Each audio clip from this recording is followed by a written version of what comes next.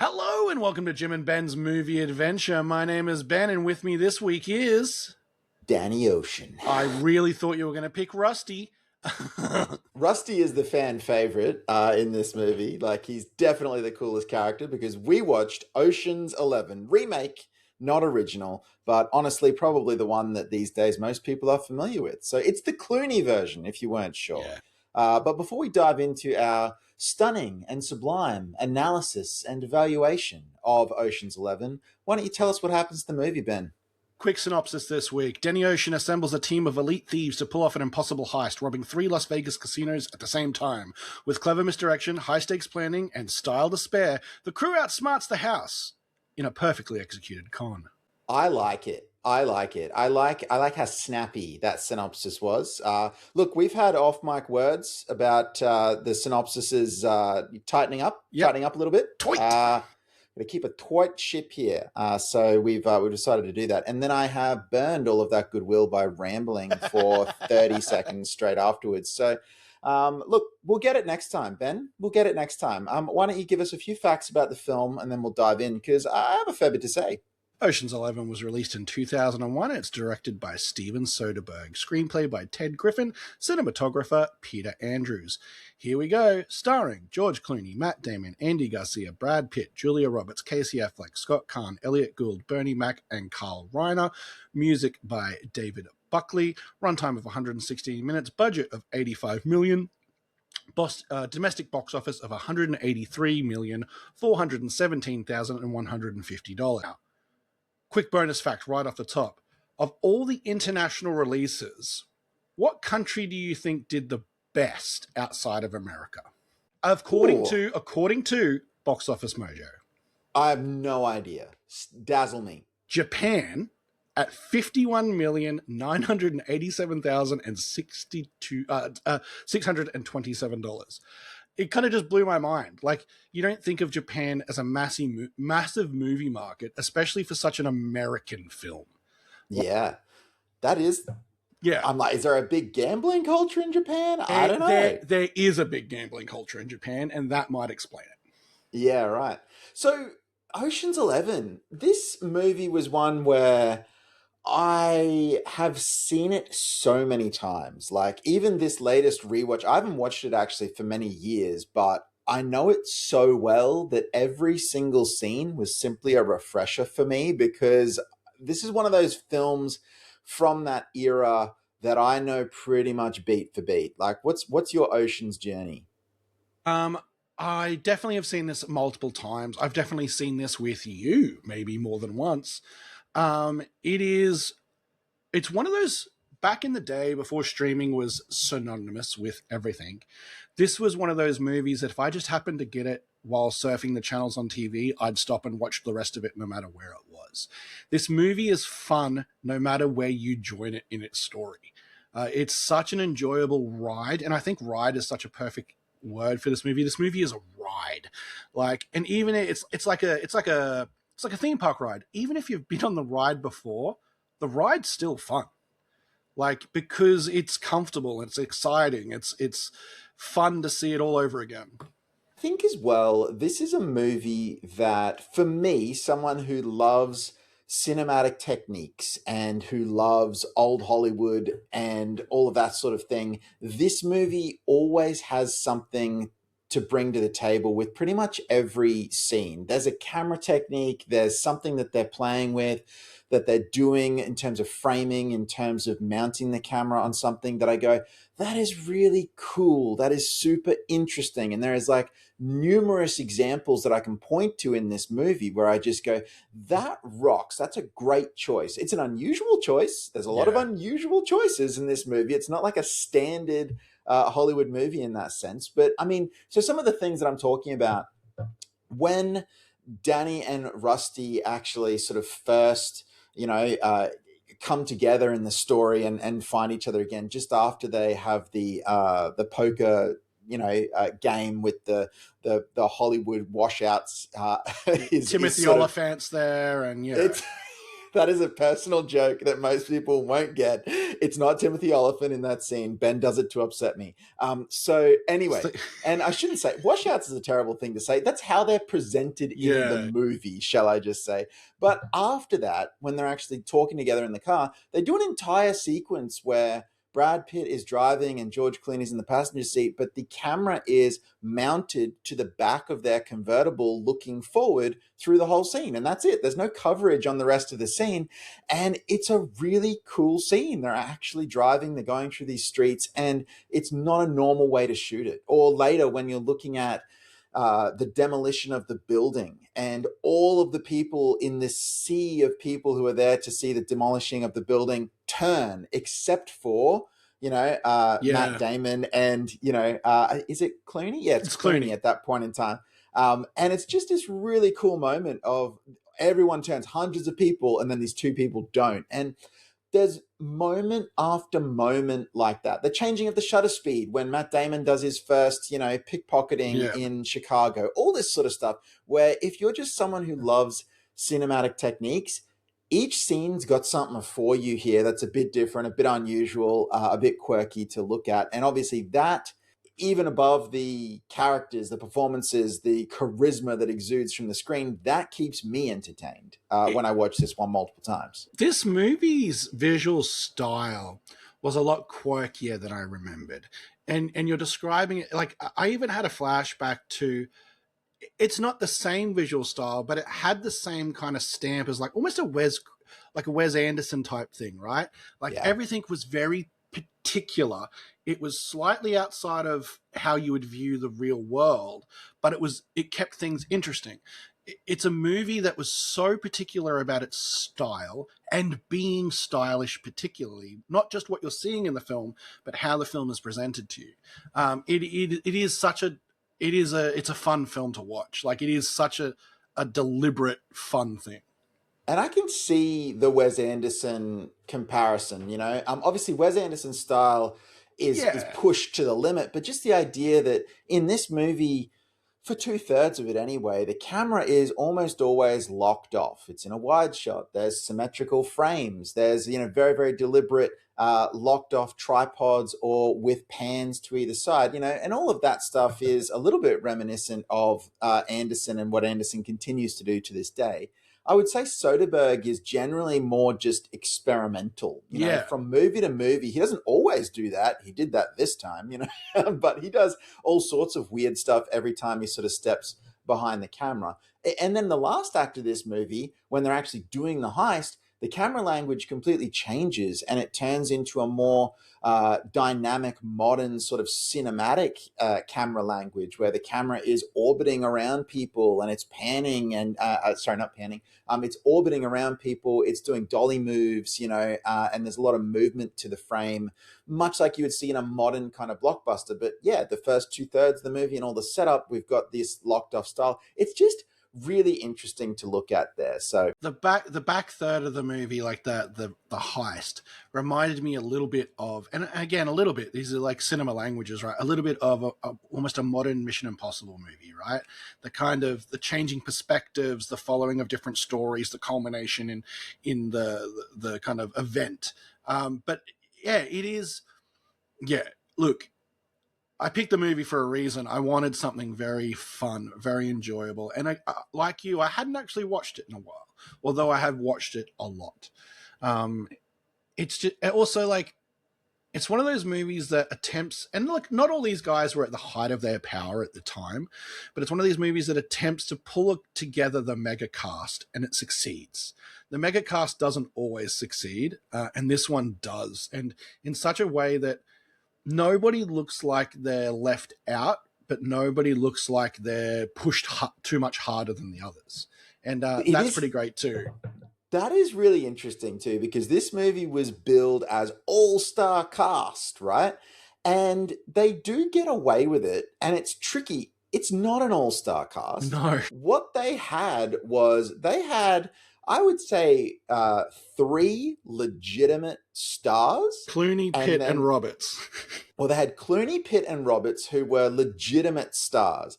But Matt Yeah. Damon was very much rising at Yeah. that moment in time. Like Born Identity would come out the year after this. He'd already done Good Will Hunting, but like he was on the rise.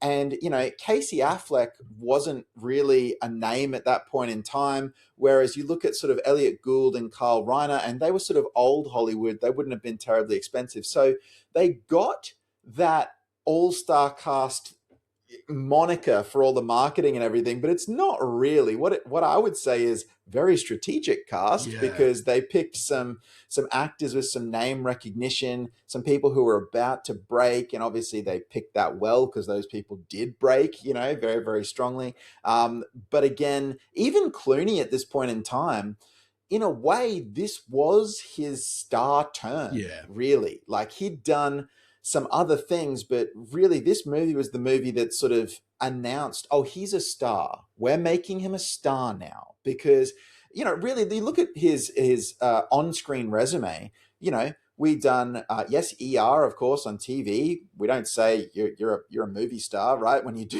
ER on TV, he did Batman and Robin, a colossal flop, and then he did a series of, you know, smaller but not necessary but successful movies. Oh Brother, Where Art Thou? He did Perfect Storm, which was big but kind of unusual. It's about a fishing boat, you know.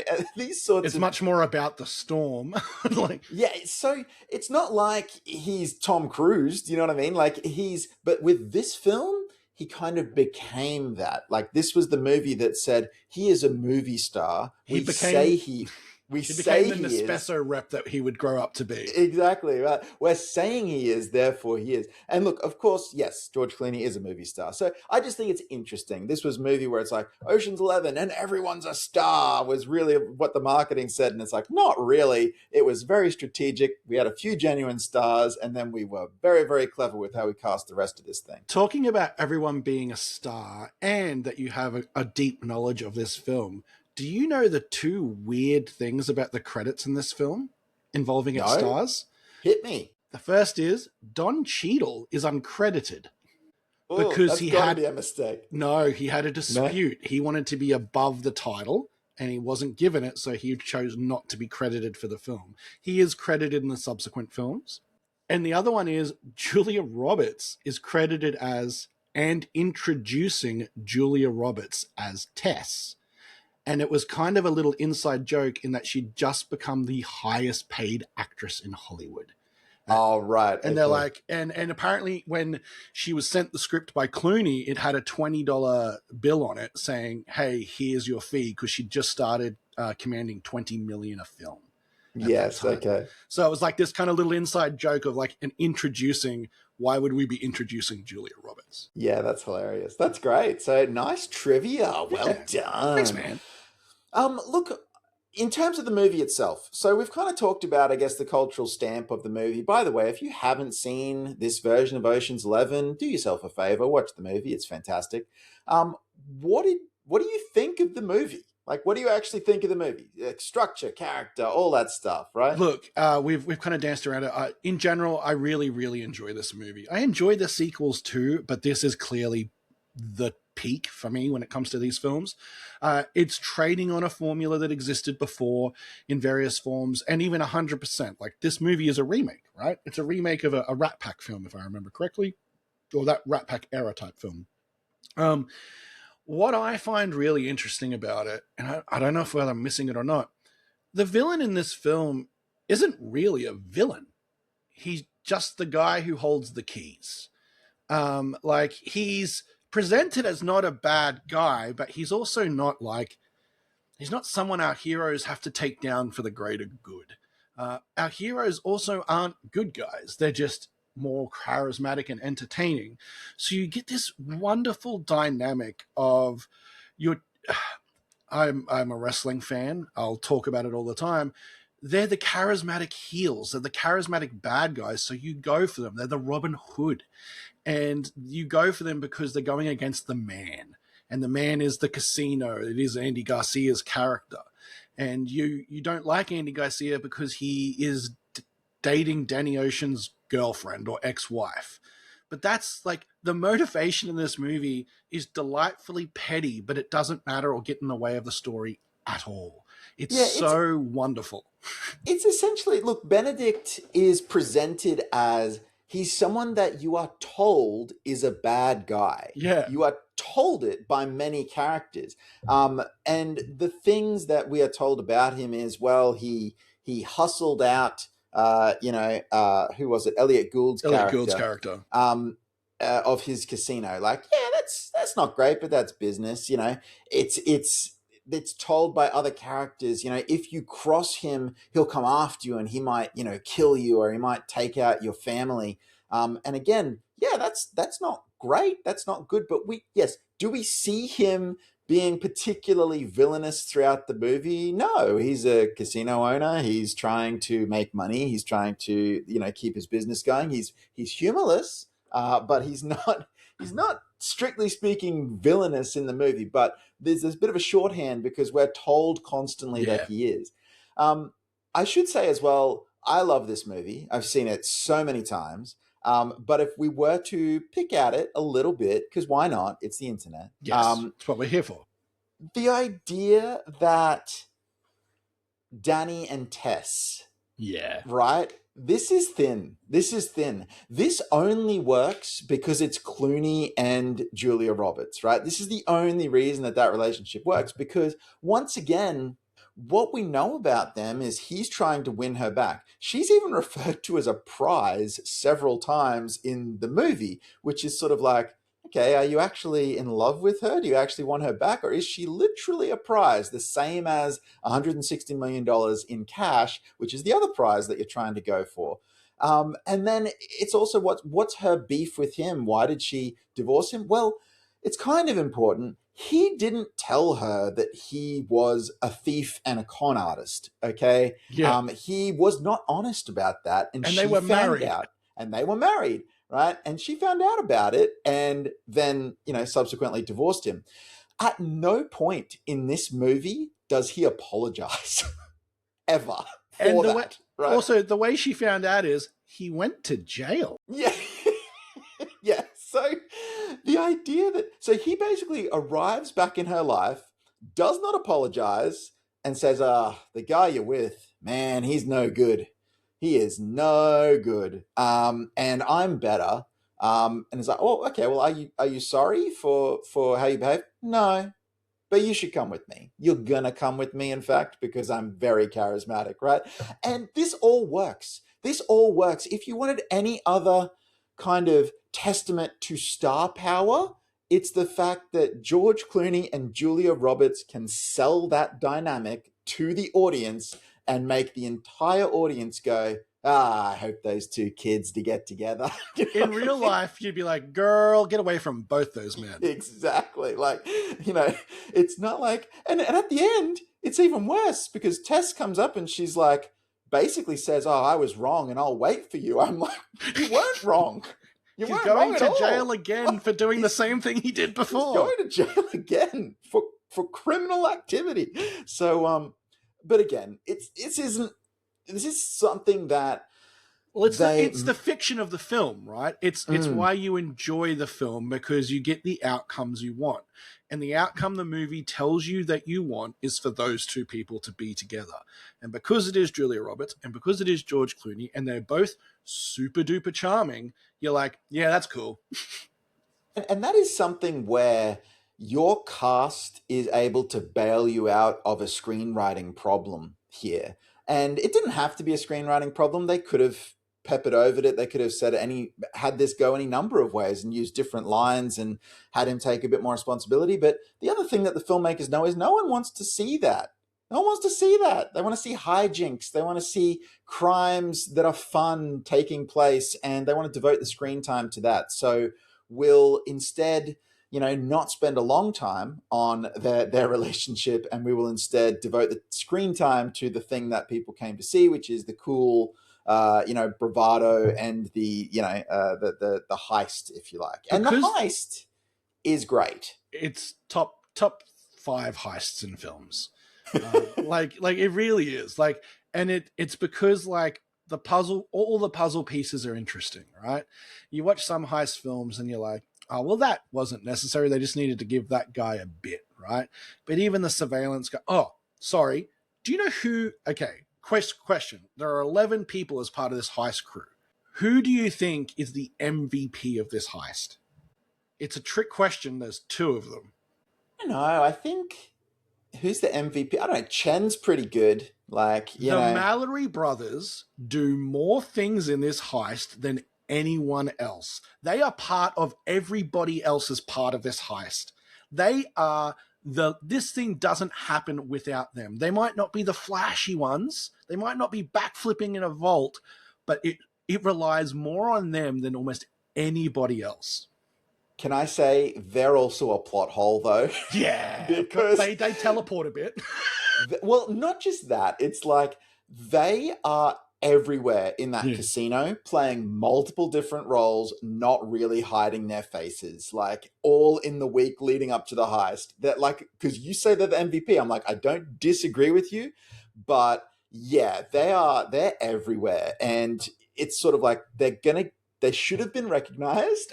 They should have been The kicked script's out, like, and someone should we have been actually asking some need questions. 30. Yeah, the script's like, we actually need 32 people to pull off this heist.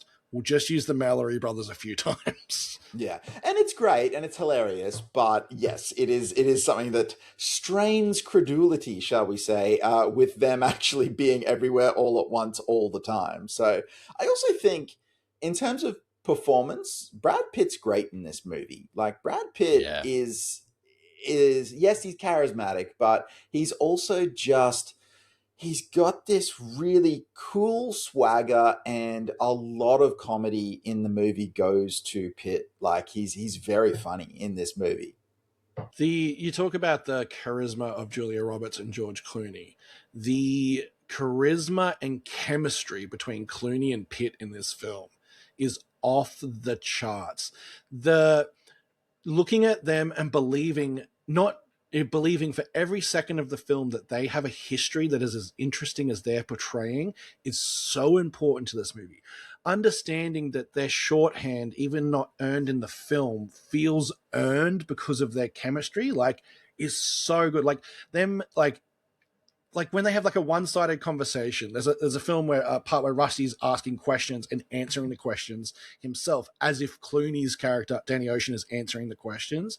It's just this wonderful piece No, of. is that it's the opposite? Because I was going to talk about that Oh moment too. yeah, It's one of my sorry. favorites. It's the opposite. Sorry, you're right.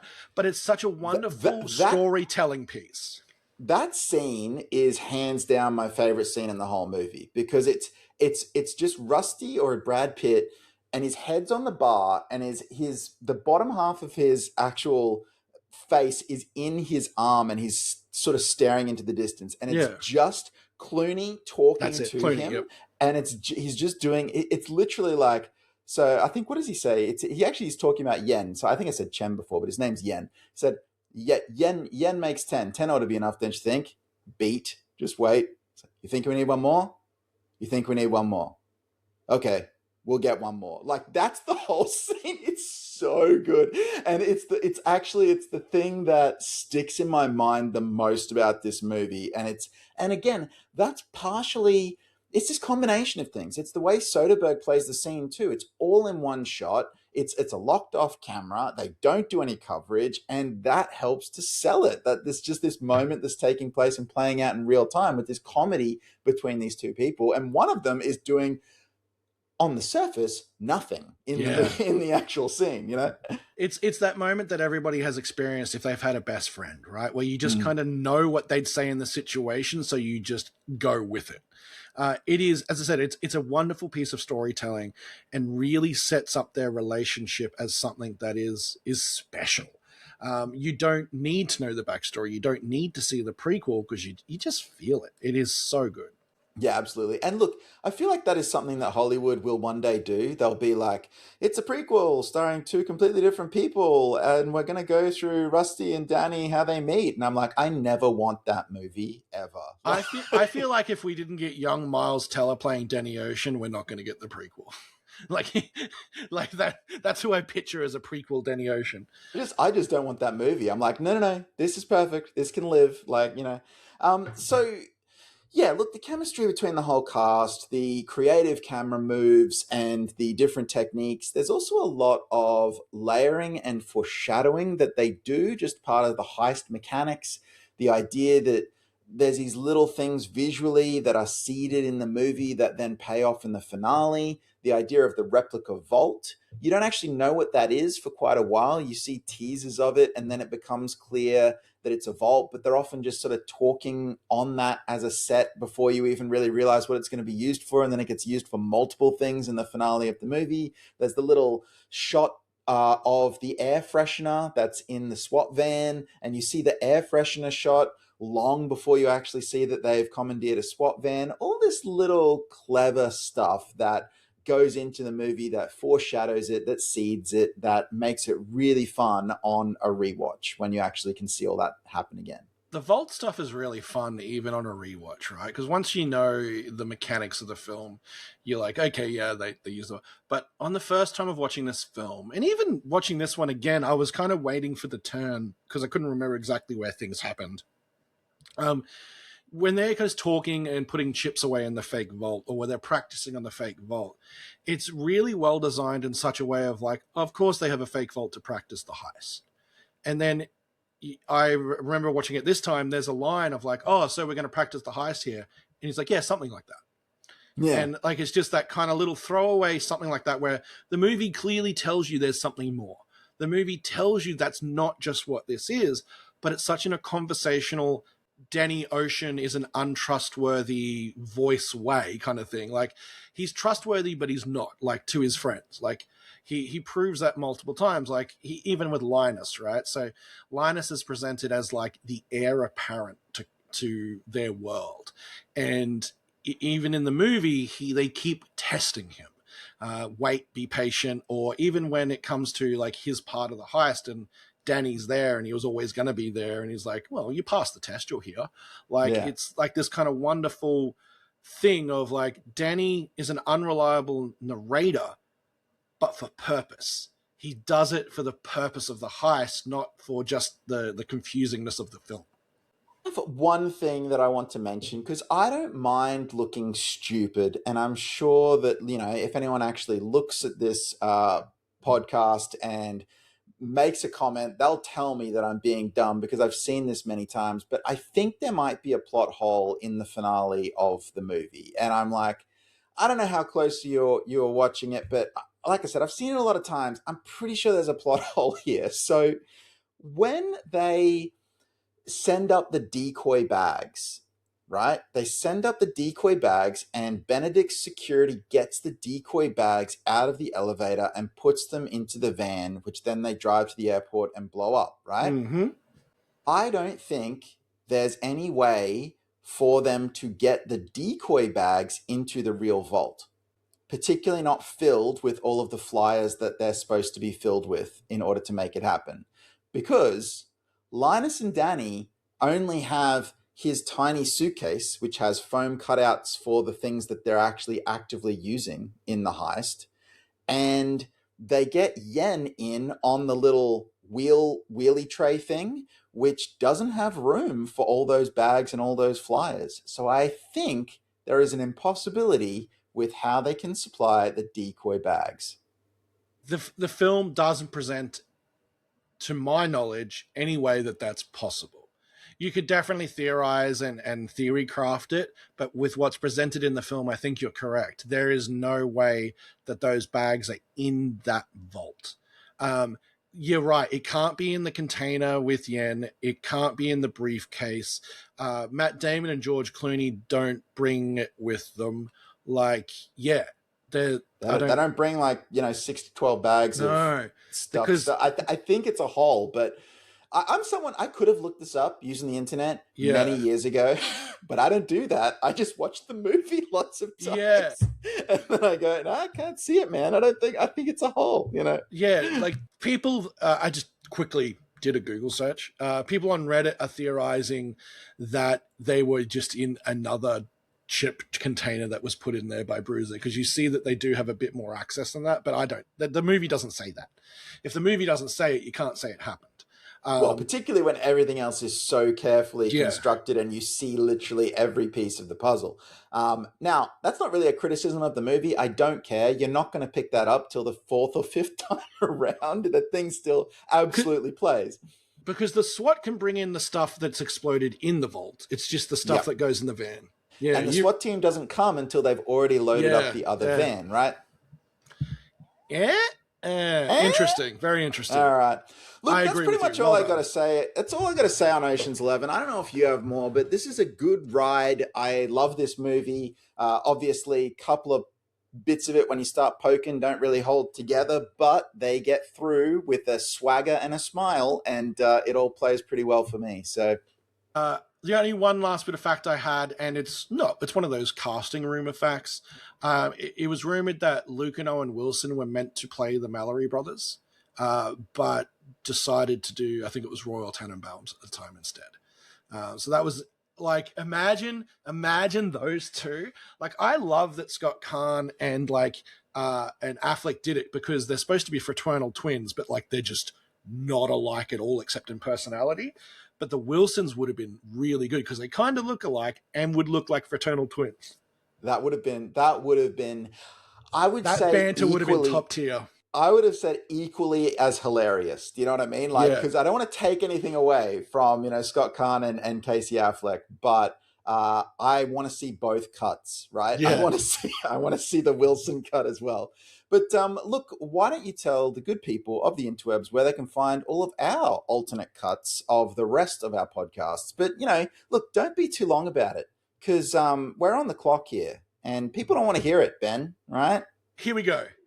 You know how we just spoke about this movie for like 31 minutes? Well, we've done that a bunch of times before. And you can see that at Jim and Ben's Movie Adventures on YouTube, Spotify, and iTunes. Check out our back catalog. And on back catalog and this, leave a comment, subscribe, and like that stuff. Tell us what your favorite heist movie is. Tell us what your favorite remake is. Tell us what your favorite George Clooney movie is. And once you've done that, and if you want to, listen to us on the go, you can do that on audio. We've kind of got to get more YouTube than we do audio listens. Don't forget, you can listen to us on audio as well. If you want to follow us on any sort of social media, you can do so at Jim and Ben's Movie Adventures on TikTok, and Jim_and_Ben on Instagram.